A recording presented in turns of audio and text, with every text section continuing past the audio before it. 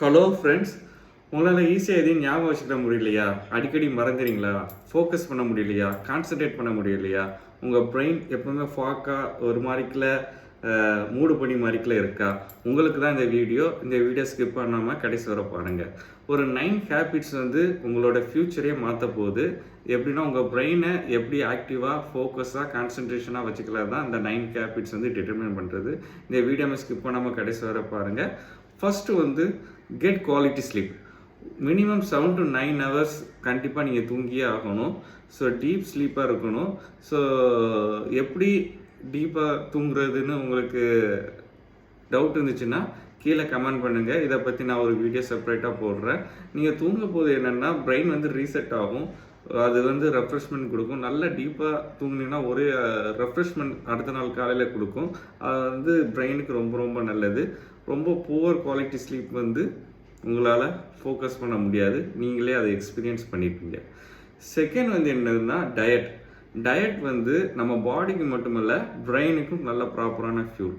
ஓகேவா?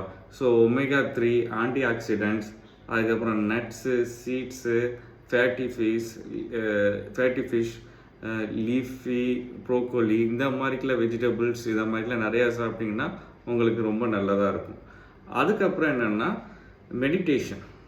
Meditation mindfulness இருக்கலாம், அல்லது 5 or 10 minutes மெடிடேஷன் உங்களோட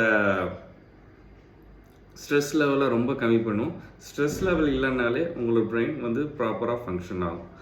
அதுக்கப்புறம் என்னென்னா எக்ஸசைஸ். ஓகேவா?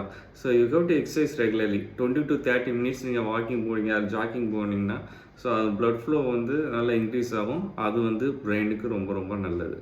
அதுக்கப்புறம் சேலஞ்ச் யுவர் பிரெயின். ஸோ ஏதாச்சும் ஒரு பசில்ஸாக அல்லது நியூ ஸ்கில்லை லேர்ன் பண்ணுறதுனா அது நியூரான்ஸில் கனெக்ஷன் கொடுக்கும். அது பிரெயினுக்கு ரொம்ப ரொம்ப நல்லது. அதுக்கப்புறம் என்னென்னா ரீட் ரெகுலர்லி.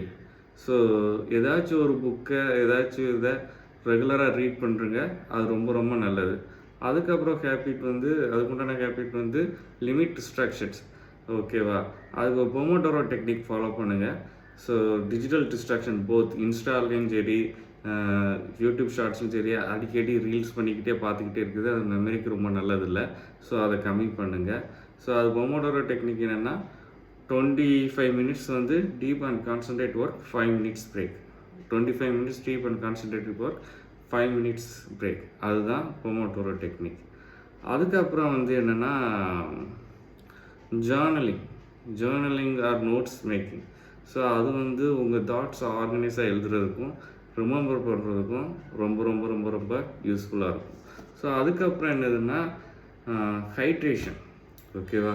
ஸோ கண்டிப்பாக ஹைட்ரேஷன் ரொம்ப ரொம்ப இம்பார்ட்டன்ட். நீங்கள் ஹைட்ரேஷன் இல்லைன்னா உங்களோட ஃபோக்கஸ் கொஞ்சம் கொஞ்சமாக ட்ராப் ஆகிட்டு இருக்கும். அதனால் இப்போதைக்கு சம்மர் டைமில் என்ன ப்ராப்பரான ஹைட்ரேஷன்னா வாட்டருக்கு அடுத்து என்னென்னா கோகோனட் வாட்டர். அதில் நியூட்ரிஷன்ஸும் நிறைய இருக்குது. ஸோ இந்த 9 இதை நீங்கள் ஃபாலோ பண்ணுங்கள்.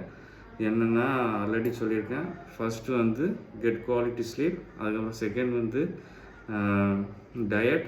Third exercise. Fourth challenge your brain. அதுக்கப்புறம் ஃபிஃப்த்து மெடிடேஷன்ஸ்.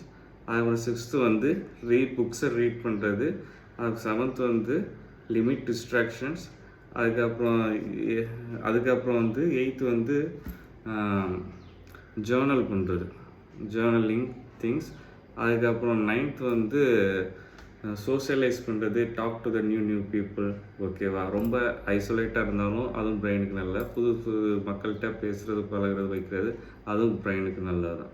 ஸோ இந்த வீடியோ உண்மையிலே உங்களுக்கு ஹெல்ப்ஃபுல்லாக இருந்துச்சுன்னா லைக் பண்ணுங்கள், சப்ஸ்கிரைப் பண்ணுங்கள், உங்கள் ஃப்ரெண்ட்ஸுக்கும் ஷேர் பண்ணுங்கள். தேங்க்யூ.